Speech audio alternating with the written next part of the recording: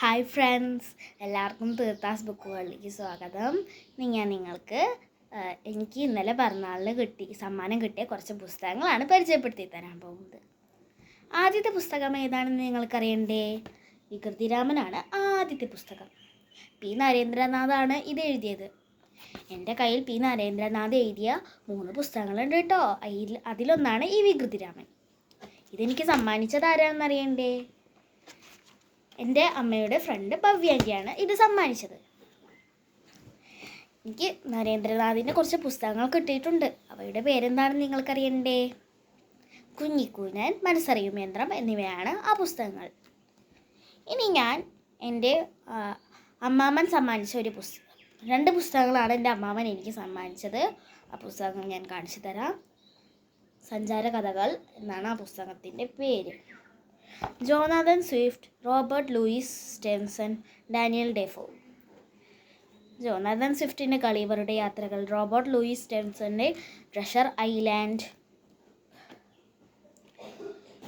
Daniel ഡിഫോയുടെ Robinson Crusoe എന്നിവയുള്ള ഒരു പുസ്തകമാണ് എനിക്ക് എൻ്റെ അമ്മ സമ്മാനിച്ചത്. പിന്നെ എനിക്ക് സമ്മാനിച്ചത് ഒരു ഇംഗ്ലീഷ് പുസ്തകമാണ്. Snow white and the 7 dwarfs, sleeping beauty, Thumbelina. നിങ്ങൾ ഇതെല്ലാം കേട്ടിട്ടുണ്ടായിരിക്കും അല്ലേ?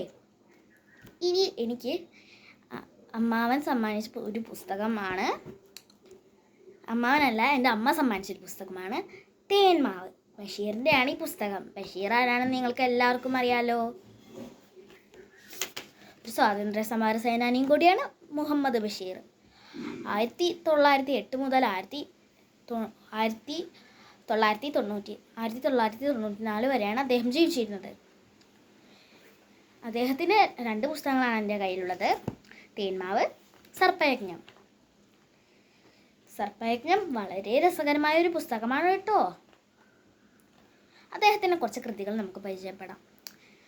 പാത്തുമ്മാൻ്റെ ആട്, ബാല്യകാല സഖി, എൻ്റെ ഉപ്പാപ്പയ്ക്കൊരു ആന ഉണ്ടായിരുന്നു എന്നീ കൃതികൾ ഇന്ത്യയിലെ പ്രധാന ഭാഷകളിലെല്ലാം തർജ്ജമ ചെയ്തിട്ടുണ്ട് കേട്ടോ.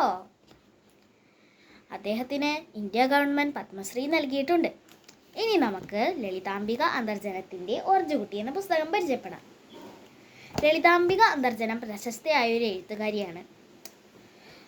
ലളിതാംബിക അന്തർജനത്തിൻ്റെ പ്രശസ്തമായ ഒരു കൃതി നമുക്ക് പരിചയപ്പെടാം. അഗ്നിസാക്ഷി. അഗ്നിസാക്ഷി സിനിമയായിട്ടുണ്ട് കേട്ടോ. എൻ്റെ വീട്ടിൽ വിളിക്കുന്ന പേരാണ് തേടി. ഈ പേര് എവിടെ നിന്നാണ് എടുത്ത് അറിയണ്ടേ? അഗ്നിസാക്ഷിയിൽ നിന്നാണ് എൻ്റെ അമ്മ എനിക്ക് ഈ പേരിട്ടത് കേട്ടോ. ഇനി ഞാൻ നിങ്ങൾക്ക് പരിചയപ്പെടുത്തി തരാൻ പോകുന്നത് ലില്ലിയാപ്പ എന്ന പുസ്തകമാണ്. ഇതാണ് ലില്ലിയ. സാറ ജോസഫിൻ്റെ പ്രശസ്തമായ ഒരു പുസ്തകമാണ്.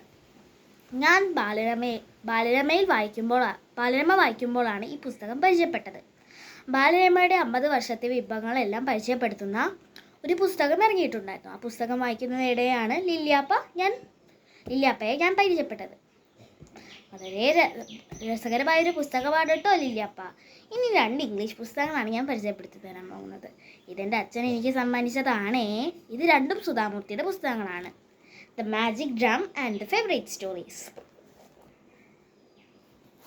The magic of the lost stories എന്നിവയാണ് ആ 2 പുസ്തകങ്ങൾ. എല്ലാവരും എൻ്റെ ചാനൽ ലൈക്ക് ചെയ്യണേ, സബ്സ്ക്രൈബ് ചെയ്യണേ, ഷെയർ ചെയ്യണേ. Thank you.